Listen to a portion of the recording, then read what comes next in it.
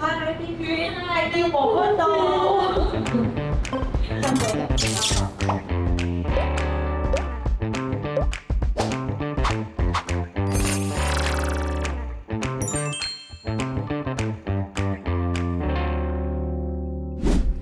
谁来做客？欢迎来了，今日来凑了嘅朋友呢？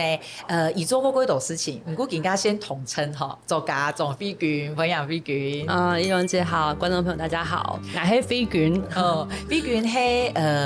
算係行業，錯嘛？我是關係嘅行業。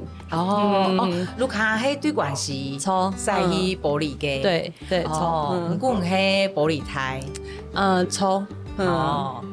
但是小時候家裡不太會講哈發，就是爸爸跟阿婆講哈發，但是跟姑姑們講哈發，但他們通常都是講秘密的時候才會講那個哈發，所以我是到美濃工作的時候才學，所以雖然就是管系嘅行業應該是說的是四線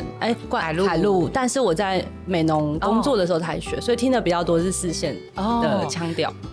因為飛卷就係盧卡冇講嘛，我講剛才等下講行堂嘅事，講堂嘅事喺美濃練咧，都可以同人差唔多嘅腔調啊。因為而家還要做會議記錄，哎呀，我嘅故事呢，我哋等下可以繼續來講。今日也傾向我用飛卷帶來嘅小物來認識，剛剛人路線像小助理不啱嚟提項，看他身飛卷帶來乜嘅東西，因為實在做過幾多事情嗬，啱嚟來。一個黑白，肯定不。也係嘛嘅，這是我的幸運物，就是也係兩條。對，一個是最一開始的是白色那一條，其實是牛骨做的，然後它是從東家帶回來的，然後木頭色的這個是後來有一個長輩，因為大家都知道我很喜歡鯨豚的尾巴，然後也因為鯨尾巴對我們來說，對於我過去在待的一個團體，就是在一個海上工作的團體來說，鯨尾巴其實是有點像是這個團體共同的一個信仰或象徵，因為我們都是很喜歡鯨豚的。然後那個長輩他在我當時要離開的時候送的我一隻木頭做的，但是他們是分別代表不同鯨豚的尾巴，它形狀不一樣，所以牛骨的冇講眼路啲呢。有冇咁樣嘅？對，牛骨的那個比較像是抹香鯨的尾巴，然後右邊這個就是易容姐左邊的手上這個是一角鯨，對，然後他覺得說，就是他覺得很獨特，就是希望可以做一個，他勉勵我，就是繼續做一個獨自於自己的海域的人，所以他就送了我一角鯨的尾巴。但我自己最喜歡的是抹香鯨，對，最喜歡抹香鯨。其實台灣有我們的全世界有的鯨豚種類大概有將近70種左右的70幾種的鯨豚，但是我們台灣曾經目擊過的就將近30種這樣子。對，所以其實台灣的海域看得到的鯨豚裡面，尤其是東海岸，其實我最喜歡的就是抹香鯨。抹香鯨它可以深潛到快要3000米，就2000米到3000米的深海的附近，所以我就覺得它的外形也很可愛，就是頭大大的，然後它的頭大概佔身體的1/3的大小，對，所以我覺得它外形就是非常的討喜，然後又是那個白鯨記的主角，對，所以我也是念文學的嘛，所以從小就是看這個白鯨記長大，所以我自己就非常非常對抹香鯨有一種特殊的情感，這樣。古說好嘅眼嘅人普講海昂，我們鯨魚是講海昂，通常比較以前討海人他們會比較大的，比他的船身大的，他就是稱他海昂，然後比他的船身小的就是海迪亞，他就是應該就是我們國語說的海豚跟鯨魚，對的差別。所以他們會講海迪亞。會。然後我聽過有人說海豚客語有講海族，可是我媽沒聽過。對，海族。對，所以比較小的就是因為他們以前出海沒有那麼科學的分類，他們就會以大小。必酸的胎。對，然後沒錯，對。剛剛好一個鯨魚的話，應該不止這2個，對不對？你的收集。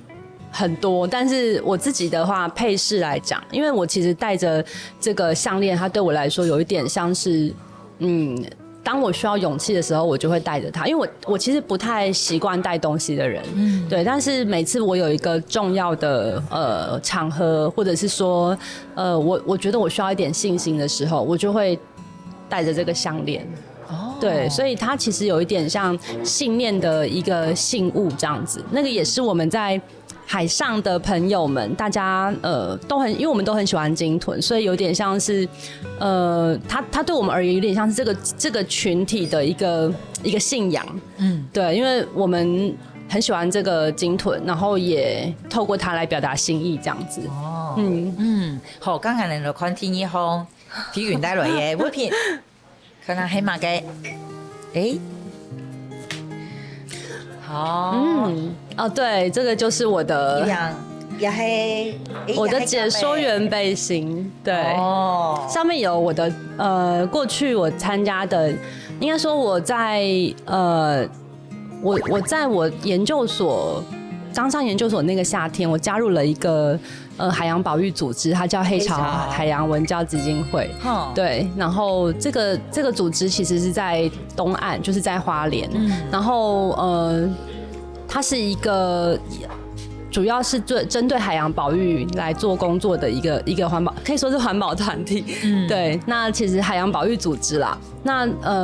但是这个背心并不是参与的人都会有，因为我就是从2005年加入，一直到现在。然后一开始的时候，我其实是透过考取海上解说员这个身份，然后成为一个长期的他们的志工，解说志工。对，所以我花了蛮长的时间，就是在海上累积这个经验，因为这对我来说，过去其实不是那么容易嘛，因为我其实是山城长大的小孩，我其实没有那么人生里面没有那么多机会可以接触到海，但是就是到2005年开始接触这个团体之后，因为我们就很需要，你要成为一个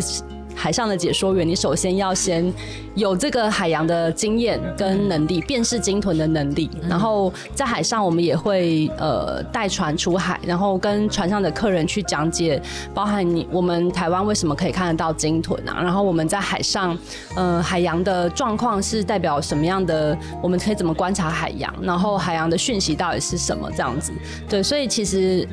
我是在2006年那一年考取了海上解说员之后，我就得到这一件蓝色的背心这样子。你睇保利看唔到去嘅地方睇，睇好睇哪一套？台南。咁我就去東部，因為接觸去哦。我覺得人好像你從小沒有的視野，你其實就會很向往吧。然後直到我真的是上了大學，在成大讀書的時候，那時候剛好有一年失戀，然後就跟我的同班同學說，我要去流浪這樣。然後我們都是中文系的，他也很浪漫，所以我們那時候也很窮啦，說真的，所以就騎着機車從台南一路騎到花蓮，就這樣子。然後是那一趟讓我第一次用自己的方式探索了台灣，就是我們的土地，除了高山以外，我們的周圍四面環海。然後那是我第一次自己看見，用自己的角度、自己的速度、自己的方式看見太平洋。然後我就是在那一刻從南回出來，騎到時候，你就看到當太平洋出現的時候，你就覺得你是這樣直接撞進海裡的感覺。然後那個無邊無盡的那個藍色，它真的就讓我一眼愛上所以我就開啟了我跟海洋談戀愛的歷程。我相信衝緊嚟有種藍色冇嘛看到海嘅，看到海如果必想到，我必想到都去到海方做一個導覽員呢，哇，應該很少呢哈。對，就是會喜歡，然後也會想要更多的時間跟他待在一起。然後我覺得另外一個就是說，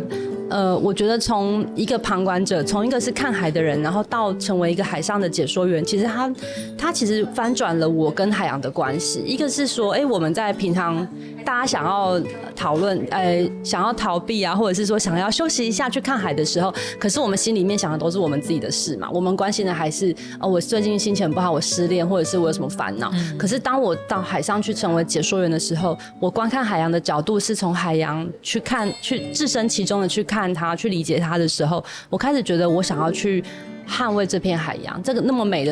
的一个景象，然后里面有这么多美丽的生物，然后你如果从海上回望陆地，你就会发现台湾真的是一座宝岛，我们真的好，这个岛真的好美，然后生态好丰富，然后就是因为看到这个美好，我就觉得我们是不是可以做一点什么？当你也同时看到里面的一些污染啊，一些环境的现况的时候，其实就会还蛮希望说，在我的角色里面，除了我自己是一个解说员，然后我们解说员其实在对我而言做的是环境教育的工作，就是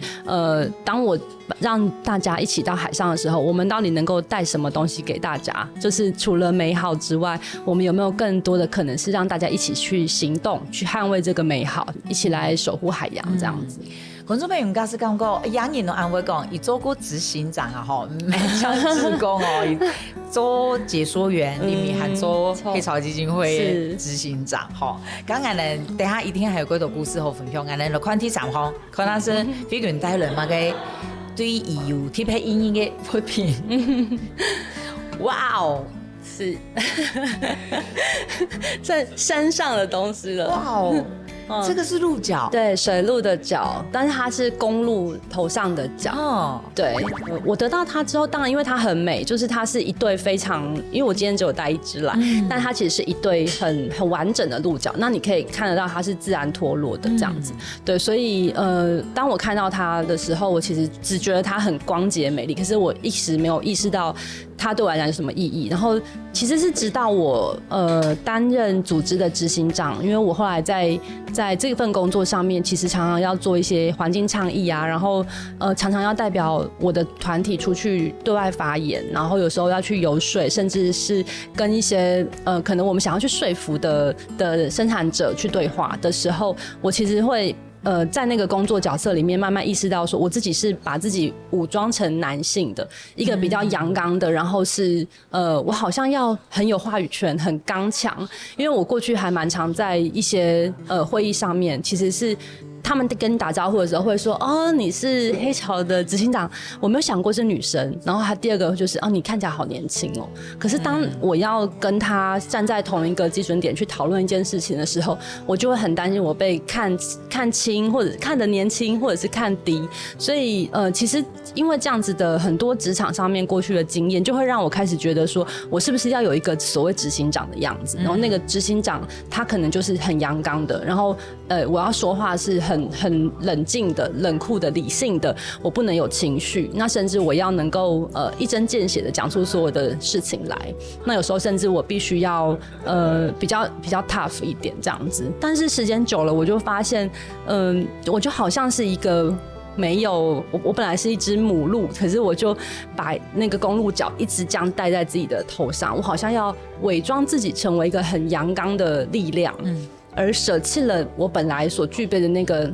很温柔的，或者是说很有弹性的女性的那个强项。对，那个部分久了之后，我后来发现你就会卸不下来，就是那个东西它就长在你的头上了。那有一段时间，我发现我不只在工作上面对外必须变成是很 tough 的人，我连对内我也没有办法对我的同事同理。那其实久而久之，对我自己来讲，其实对周边的关系其实是有折损的。给国对话给，如果因出都陪你的嘛。对，就是变成是说，他拔不下来，然后其实我也刺伤了我周围的人。但是直到我意识到说，作为一个女性，或者是作为一个我的人的本质的时候，我并不需要伪装成谁，我也可以很有力量的时候，它就从我的头上脱落了，这样。所以我就会觉得这个象征着我开始慢慢找到我不需要伪装的自己，把自己找回来的一个很重要的象征，就是我不再需要伪装成任何阳刚的力量，我也可以很有力量，这样。我相信对几多什么人，其實也唔單止什麼人都係嘅體相。你原先食下茶嘅咧，等下我繼續嚟打嘴鼓。我没有失去作为一个生命一个杯子它的本质，你就算千疮百孔，可是你把自己，你愿意去修补自己，你还是成为一个有能够盛装的容器，你不失为你这个生命的尊严。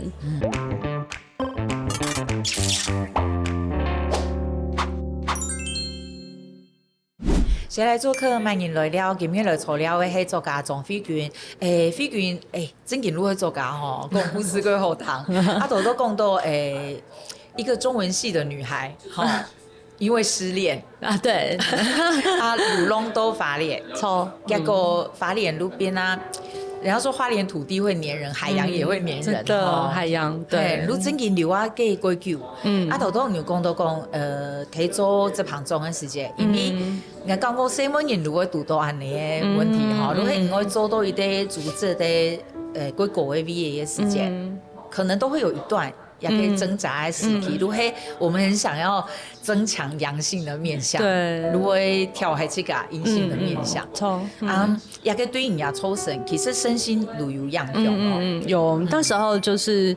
為我覺得人其實只要一旦不是做自己，其實你勉強了，一開始覺得沒關係，但是久了你一定會生病。然後我覺得那個生病具體來說，可能是會呈現在情緒上或者是身體上。那我後來其實真的到。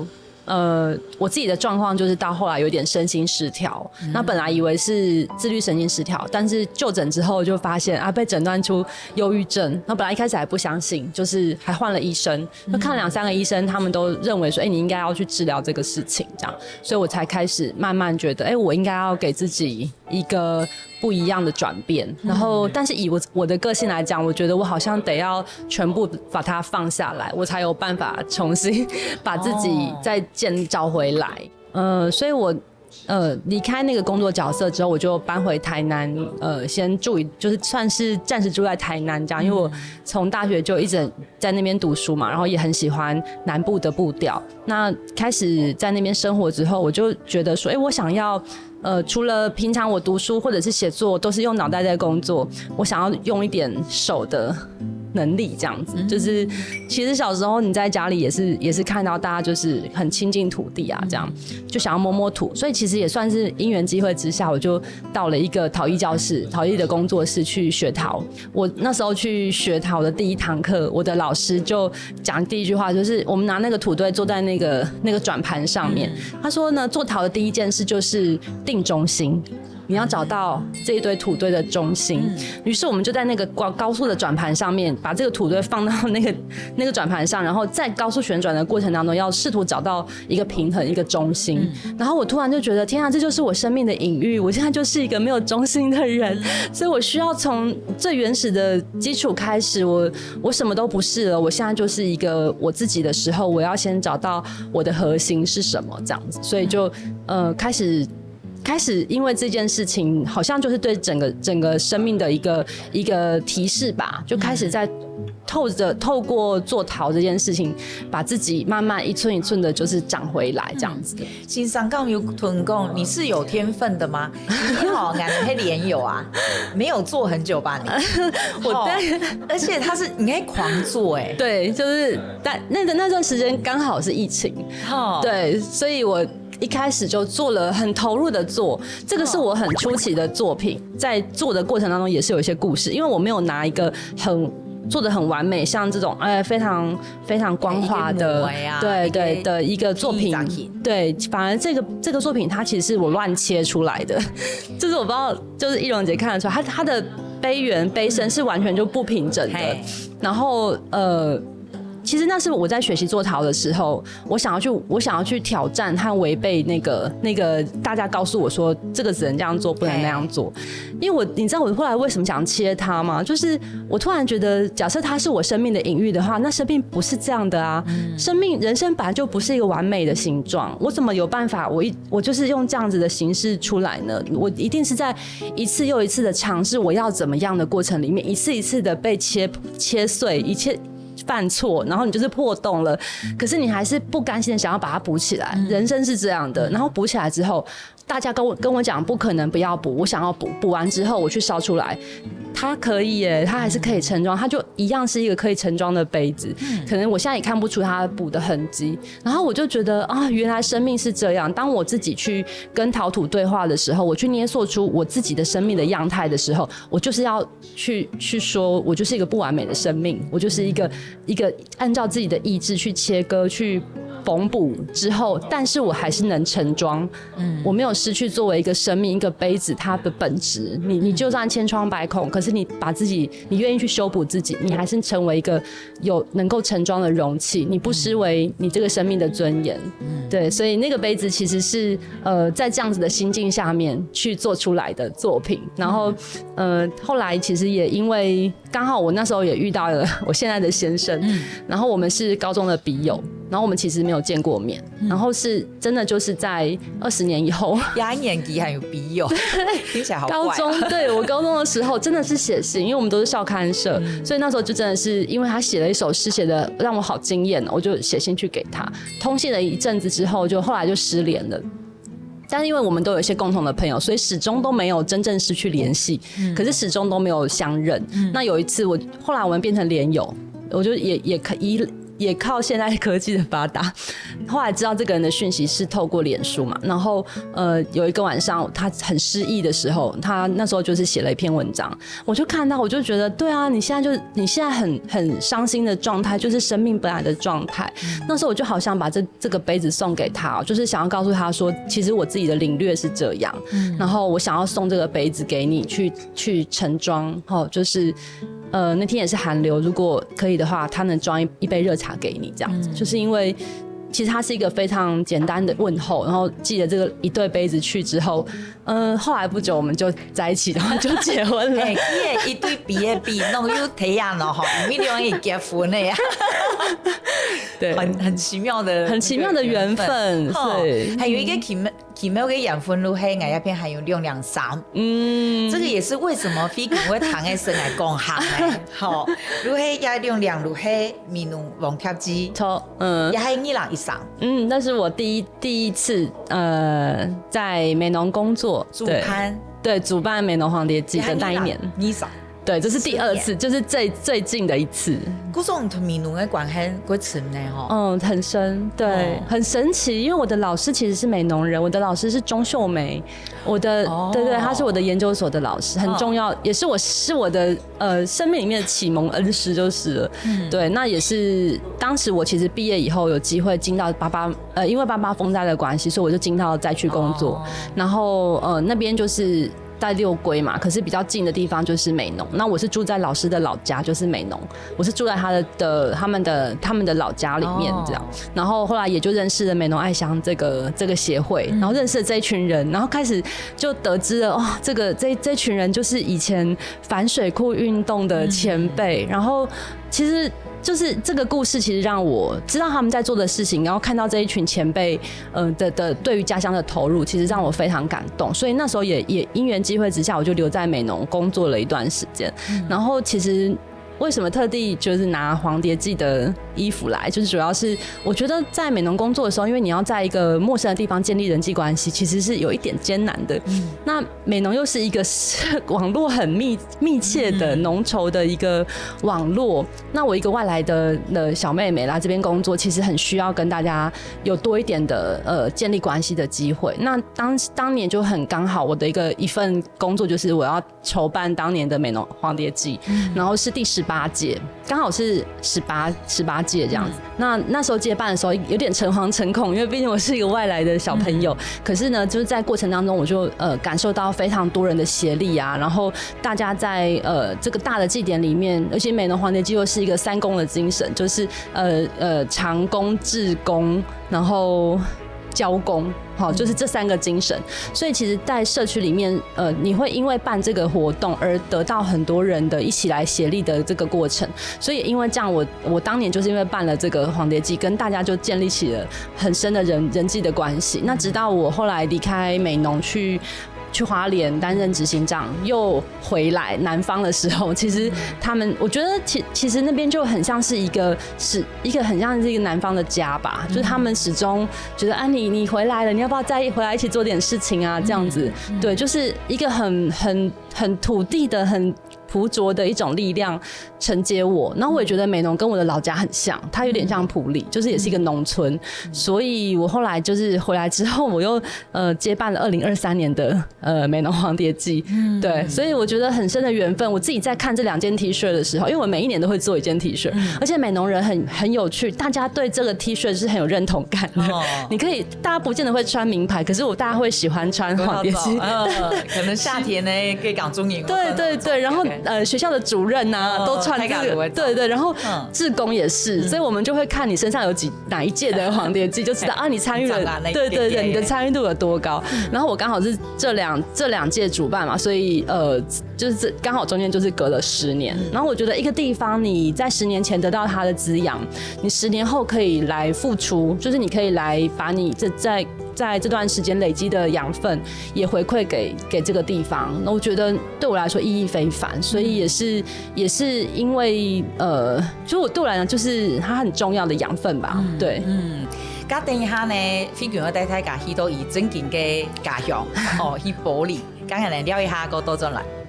如果人家問你說你會不會什麼什麼事情，你不會的話，你要說我想學，我可以學。就不要第一時間說我不會，因為我阿婆說，當你這樣說的時候，你就永遠失去學習的機會。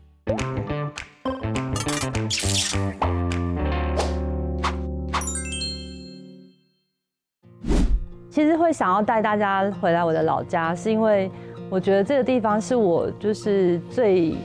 應該說最有歸屬感的一個地方。然後從小其實我非常長時間是待在埔里這個區域，然後我的老家它也是一個比較傳統的建築，那它是一個有點像，它是一條龍，然後可能看起來沒有那麼明顯，但是它其實是土埆厝。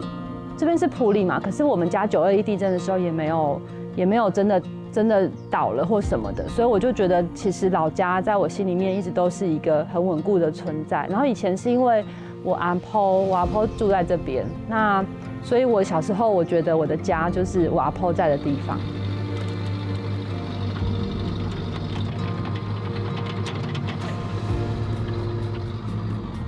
好，这样这会不会太老？太老这样就拔不起来，拔起来就是嫩的。太老基本上就拔不起来。你后面有一根，你拿那一根。那个太老了啊。我觉得在我人生里面，虽然我东奔西跑去了很多地方，可是在我比较需要休息啊，或者是说我觉得需要安顿的时候，我就会回到家里面来。然后我觉得土地可以给我的感觉就是一种承接吧，然后包容，其实就像家的意义一样。然后也因为我阿婆以前就是在这个地方，她带我长大嘛，所以我就会觉得回到家我就有一种很安心的感觉。这样，虽然我之前在花莲工作，然后又在美浓工作，我就是跑遍全台湾，甚至还蛮长时间也在国外的，可是我还是会觉得家里你心里面，你无论去天涯海角，你就是需要有个归属感的地方，那个地方就是家。我的家就是在这个土地上，就是这里这样。比较大的就采下来，它就会再长，就再拔。所以我们家的高丽菜没了，高丽菜就没了，剩这一颗。还有采收起来的啦。哦，好，我想说过年不是要吃吗？对。从这条小路其实是会走到我们家的菜园。可是这一条路就很笔直嘛，然后就变成我阿婆跟我们走向菜园的路，然后这边就变成我阿婆最近的菜园这样子。所以我小时候很长时间是站在这里跟我阿婆聊天，所以他就会常问我说啊，那你以后要做什么啊？然后对未来什么想法？然后我那时候心情不好，或者是说我那段时间很失意的时候，就是高中的那段时间，其实有点不太知道自己能不能按照自己的秩序活下去，这样子，就是在迷惘的时候，我就是都坐在这个地方，然后看着我们家的鱼池，然后就在想，因为我真的很喜欢水，对，就是有水的感觉。然后我就觉得，虽然我是在群山环绕的地方，可是有一汪水池，它就好像让我觉得，好像心里面有一种平静的感觉。然后也是在这个地方，我阿婆会跟我讲很多人生的哲理。那很多人都问我说，我有没有什么信仰？我都会说我其实没有什么信仰，我的信仰就是我阿婆，就是我就觉得。所谓的信仰就是让你心安的一个力量，然后我以前我阿婆在的时候，她就是让我心安的力量，所以对我而言，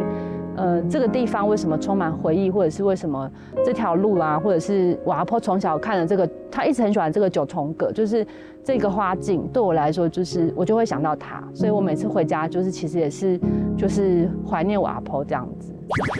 谁来做客万人来了，今天来做了係作家莊飛卷，頭飛卷帶大家去到一個玻璃路屋吼，看一下一個生長的環境。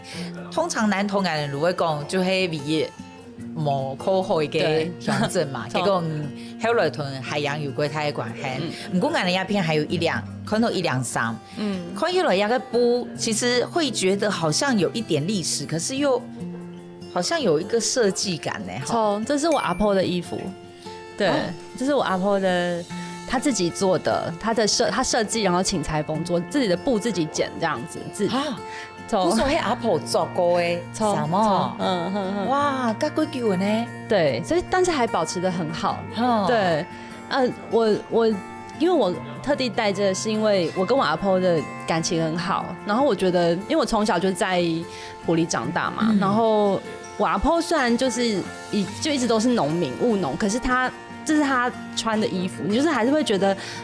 一個客家女性，她還是把自己打扮得很體面，這樣，就是非常重禮儀，然後打扮自己從來不邋遢的一個女性。然後我阿婆其實對我的影響蠻大，因為小時候我爸爸媽媽工作比較忙，所以我多半時間是阿婆帶大的這樣。那她教會我非常多事情，就是包含她有跟我講過一句話，就是因為我們家裡小時候很多家務農事，然後大人在工作的時候，其實小孩有非常多要學的，然後大人如果問你說你會不會什麼的時候，我阿婆會說，你不要說你不會，你要說如果人家問你說你會不會什麼什麼事情，你不會的話，你要說我會，我想學，我可以學，就不要第一時間說我不會，因為我阿婆說，當你這樣說的時候，你就永遠失去學習的機會。對，這也是為什麼他教會我很多的事情，就是首先是這個態度，就是讓我不會去拒絕學習任何的事。然後後來也很有趣，就是他也一直都跟我講說，女生不要太早結婚，你就是要，他就說你要有自己的時間去實現你想做的事情，你不要太早就進入婚姻。很先進，對不對？對，然後他對我的影響真的還蠻深，因為我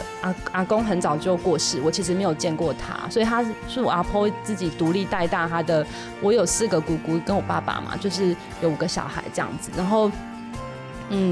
他一直都很強調女生要有自己的主見，然後要有自己的發揮的空間這樣子。然後不要輸給男生，這樣。所以我有時候就覺得我骨子裡面其實有一種，是像剛剛提到，就是也許有一種也不想要，也不覺得說自己是女性就會怎麼樣，而很多的一部分是看到我阿婆身上的這種特質，那她真的是很客家女性的特質，就是內外打理的都好，就是然後也很能做任何的事情，就是比方說做那些糕點啊、班內啊什麼之類的，然後也做得好，然後他的菜園也顧得很好，所以其實埔里老家的菜園就是阿婆的驕傲，所以他常常都會，別人如果稱讚他菜種得好，他就會覺得很高興這樣子，對。然後這件衣服其實是他年輕時候的衣服，有一次我在他的那時候他還沒有過世，他在他的衣櫃裡面找到，然後我就拿出來穿，就我就很意外，就是我穿起來是剛剛好的，尺寸都沒有改過，剛剛好。然後我就穿出來給他看，然後阿婆他就突然覺得好高興，就是你年輕人你還喜歡我的衣服，可是我就是覺得哦，這是阿婆的衣服，我穿起來剛剛好，我也好高興，因為我在阿婆身上看到我們之間的共同的那個部分，可能不只是性格得到他的一些耳濡目染，然後連他年輕的樣子，我好像都可以把自己裝進去，這樣子。對，哇，阿婆嗰種係雖然講農家人啊，不過很像教育家呢，吼，如果有知飛，對，他常常都會講一些讓我覺得沒有想過的話。然後我其實在高2的時候，那時候我高中的時候其實過得不太好，因為我只喜歡中文，我是一個很應該說我的喜歡的東西非常偏的小孩，我就是很執着，我只喜歡文學，所以我其他科目都不好。高中的時候因此留級，然後留級的時候我也就是回埔里，然後我就那時候有點失智，我就常坐在我們家的池塘邊，然後不知道該怎麼辦。然後我阿婆就跟我講說啊，人如果真的你如果做了一個不好的，你如果做錯事了，你要自己承擔，你要自己站起來。他就會這樣跟我說，他就說你要自己去回应这个痛苦，这样子就是这样。然后他就会用他的方式陪伴你、照顾你这样子。可是他也始终提醒我很多生命里面很重要的事情，这样子。按晚些，你的书的来源多吗？你过好文好，刚你给你看书会对哪？我书比较是因为爸爸喜欢，他很喜欢徐志摩，我爸爸很浪漫的一个人，对，所以主要是因为我爸爸的关系才那么喜欢读书，然后也因为小时候因为爸爸妈妈比较忙，所以我其实就是在书的世界里面长大，我就非常喜欢泡图书馆啊，去书店，然后就。那个文学的底蕴也是因为也是这样子被磨练出来的，对。不说黑了我下属好像都很理所当然应该是说它就是一个我很喜欢、我很习惯，或者是说我很喜欢的表达方式。就是文字对我来说比语言还要，它就真的存在。我觉得语言会消散，但是文字不会。我想要留下。他就是这个世界有留下来，我有留下这个痕迹，我就觉得书写是我的方式，这样子。也可是都没写过假，你可以像做陶艺，也可以下一个陶艺路线，你同你分享嗰種嘅體會安尼。多多談講故事，都談得出。其實你都對手做一件事情，都 TV 也多幾多，對，他們可以同你分享，因為你下都留下來嘅，對啊，對，看得到啊。而且大家會在不同的時候遇見他，就是我覺得文字是很溫柔的，他就是寫完了，等待在那邊，可是。作品它结束写完之后，它就是一个独立的生命。我觉得它会有它的际遇，就跟陶的作品一样。好，家到最後一段的時間呢，都我哋愛來食飛卷帶來對有啲配音嘅料理。先食下茶。所以我会觉得现在的这个阶段的生命阶段也是，就是工作的方法也是，就是比较在有意识的去让自己放慢脚步，然后累积，然后传承，然后把这些工作方法就是延续下去。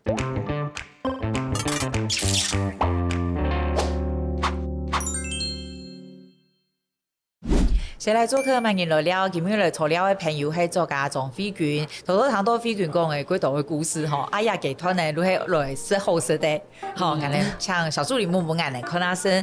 飛卷帶來乜嘅，有貼配音樂嘅，也可以來唱藕鹽的東西，番薯鹽的東西，啷誒？從這個是樹薯湯圓，樹薯，樹薯。闽南话就是球吉，叔叔对，它咬起来会有一点嚼劲，就是可能跟一般的那种藕泥啊，还有那个地瓜圆比较不一样，它就是多了一点树薯的那种纤维在里面。不过一般市面上嗰種看唔到吼。係因為深山的地方夠少哈，因为其實我們家就是我阿婆有種，就是在埔里的自己的菜園裡面有種樹薯，然後所以我們家通常大家會做湯圓的時候，大家就是紅白湯圓，但是我阿婆自己發明的就是樹薯湯圓，他會把那個樹薯蒸了之後，蒸熟了之後揉進那個湯圓裡面，所以吃的時候。它就会有那个树薯的纤维在里面，然后特别的有嚼劲，然后所以我们的煮法通常还是甜汤圆，还是按照客家的传统的煮法，就是像一般的拌呢这样子煮，然后咸汤圆也一样，都说，但是这个树薯汤圆就是变成我们家的特色。然后我后来在那个在莫拉克风灾的时候，我在六龟蹲点，然后也写了六龟的一个在地的经济的发展史，就发现其实树薯其实是南部很重要的经济作物，就是山区通常他们都会种树薯这样子。对，就在他们六龟，像他们在种那个笋啊，然后树薯啊，这些都是很重要的山产，甚至他们当时为了要运很重，树薯很重，它是埋在。就是它主要的那个根茎是在土里面嘛，那他们为了要运送这个树薯，他们还做了流笼，就是从那个当时那个88风灾的时候，就是用这个当时运树薯的流笼把人救出来的。对，黑流笼不带黑，对，就是运输那个树薯从山区运出来。样 MD 呢？它也是很，其实多半大家比较少看到，是因为它就是它是很重要的，磨成那个太白粉，通常都是做成加工过了，所以大家就比较少看到它的原型。可是因为我们家就是因为 Apple 就是会种，所以它就是拿来直接揉合成各种食物这样子。刚才有了出去 no boy， 然后发现没有人懂，对，没有人做，所以我就觉得啊，这真的是 Apple 的一个生活智慧。我觉得在山里面的人就真的是靠山吃山，然后有非常多来自山林的一个做法，或者是像我们家到现在还是烧柴洗澡，我们家是用灶烧柴洗澡啊，对，因为我们家就是有个后山，然后我很自然而然就是你觉得瓦斯其实是要花钱的嘛，可是我们在后山捡柴回来自己烧柴，然后用那个灶生煮那个洗澡水，然后也用大灶煮饭，是到现在都还是这样子，特别有味道。这样做年糕也是。发现咧都唔按你讲故事下來，我相信大家如果講述到，如係對於生活當中看到嗰多事情，嘅 TV 會呈現，也一面咧，嗰種可以下書。如果多東西可以輸出安尼，嗰種因為唔離開先前過重要嘅工作嘛，嘅黑潮，唔過唔係嘅其實冇斷了，沒有間斷。你跟他們的合作，就是從2005年到現在，我覺得一個人的20幾歲、20幾年的時間，就是跟這個團體一直都有關聯，這樣子。對。而且你光是在黑潮下一本書啊，對，還蠻多。第一本是黑潮洶湧，然後後來有一本台灣不是孤單的存在，然後再來黑潮導航。对，然后去年已经刚过了这个去年，跟黑潮伙伴一起合写了一本《黑潮寻经》，就是写抹香鲸的故事。然后我们今年就2025年还会往下继续写，因为我们想要推海洋保护区，就是在台湾的东岸，就是太平洋这个华东海域，我们希望有一个真正的海洋绿洲，就是真的可以保护海洋生物的地方。然后，所以我们想要针对里面的指标性物种，就是特别是长时间都会出现在花莲海域的鲸豚种类，花纹海豚，它是一个大家比较少知道，可是我们。它真的是我长居型的鲸豚，然後是我們的好朋友，這樣就是特別想要以花紋海豚來做主角，寫今年的科普書，這樣子。嗰個真件都行喺繼續睇做，對，有個海洋有關嘅保護嘅工作，對，只係唔嘅角色冇強用。對，因為我覺得可能過去工作。在各個議題上，比方說像我們當時做那個反圈養，就是希望大家不要再把鯨魚海豚抓起來，然後在海洋公園裡面看表演。反圈養的議題，其實在這幾年也有一些進度啦，就是說大家開始有這個動物保護的意識。我們知道說這些鯨豚是生而自由，他們本來就該在海裡。那現在我們也希望持續的把國內的幾間還有做圈養產業的這些場館的活動記錄下來，因為它慢慢的就會被淘汰，然後慢慢就會消失。但是我們的鯨豚保育之路還正要開始而已。對，所以其實這一些我覺得過去工作的累積，有機會帶給新的工作夥伴，是很重要的。因為我覺得你離開一個組織，其實最擔心的就是你把你那時候累積的工作成果也帶走。可是我反而會希望說，過去我曾經做的這些事情，現在有一些工作的後續，那我的角色就退到我不用在第一線去管理大家，但是我可以把我的經驗跟透過帶他們一起做，然後傳承給大家。雖然現在年齡還沒有到真的到傳承，可是我覺得工作技術是需要傳承的，因為畢竟你在這份工作裡面久了，你有一些磨練，有一些學習，那能把這些經驗帶給新的工作者，甚至我們可以一起工作，我覺得那是一個很好的一個往下走的傳承。對，那愛象這邊其實也是一樣的角色，因為這兩個組織其實在我的生命裡面就是各佔了山豚會，對，各佔了很重要的角色。然後所以現在包含現在回到南方，我其實能夠在愛象這邊也是協助的部分，其實也是這個部分，就是組織裡面有一些年輕人進來，他們願意一起學習，那我們就把過去的一些工作經驗跟大家一起分享，然後傳承給大家這樣子。嗰時候你给黄蝶记，对，有用会主盘，对，因为2023对给13呢新年过后盘嘞，2025又会过盘，因为我们就是后来我们是2年办一次大黄蝶，所以等于是2023年办完的下一届就是2025年这一届，就是刚好是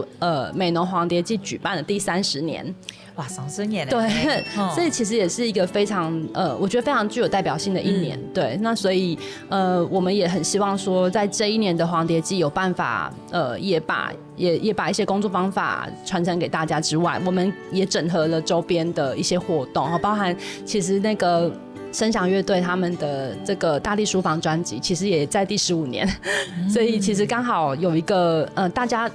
我自己觉得刚好是那个时代的轮替嘛，就是一个时空，就是走到好像是一个累积的期间，那大家就把这些能量一起串了，因为美浓最常做的就是交工嘛，我们大家一起把可以合作的部分发挥到最大这样子，所以其实30周年其实我们也是希望是比较扩充这个办的范围，然后合作的对象这样子。一开始你是因为工作压力太大，所以逃逸出去嘛，对不过你后来其实还是继续在做，不过好像就是会分分的来哈，就唔係從頭擺安尼，如係青苗股安尼。对，我觉得那个工作的方式差很多我觉得好像有一段时间年轻一点的时候，你比较像是你好像在为谁工作，你在为你的那个组织工作的感觉。我觉得好像比较没有找到自己的觉得比较舒服的方法。对，就是那时候会很想要回报给大家，因为我始终都觉得我能在我喜欢的工作里面做这么久，就真的是受到好多人的帮助，所有的工作真的都是好多人的成全吧，所以我那时候好想要回馈给这个工作也好，然后这个社会或者是这些伙伴，然后你就会很想把自己全部都交出去。可是后来你发现说，当我回到我自己的时候，我慢慢长出我自己的能量的时候，我更有余裕知道我可以用什么样的方式工作，就是不再像以前是好像是在跑那个100米是短跑，你就全部都是奋力一搏。但现在的工作方式比较像是你懂得什么时候要换气，懂得什么时候要呼吸，什么时候把自己的中心稳定下来，我才能够去做我跟这个世界的连接，我才能再去付出。所以我会觉得现在的这个阶段的生命阶段也是，就是工作的方法也是，就是比较在有意识的去让自己放慢脚步，然后累积，然后传承，然后把这些工作方法就是延续下去这样子。唐一蕊给做头的岔路对你这么重要呢？我觉得很重要的一个生命的启示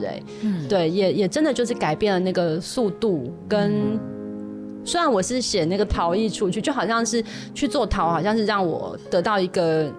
方式，我不用一直去面对这个世界给我的要求。可是相对来讲，我觉得逃逸出去之后，找到一个真正的自由，你自己觉得很舒服的状态，我才有能力再回来转身面对世界。对，所以我自己觉得那个是很重要的一个修复，然后也是我也会觉得，如果我更早一点遇到这个事情，就是做陶这件事，从里面得到这些道理，也许我这些工作可以做得更久一点。可能不见得可能太早不一定不知道，可能赌多如黑今后的时间也是啦。你太早遇到，可能不会遇到你老公啊。对，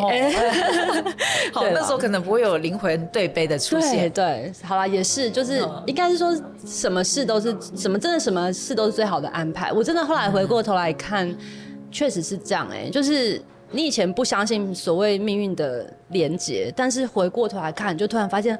你以前觉得好像都没有关系的事情，其实是一个星图。就像我们看夜空的时候，我们本来是觉得每颗星星之间没有关联，转过头来看才发现，他们始终都跟你同在，而且他们是自成一个图案，那个连结就是隐隐的浮现在那边。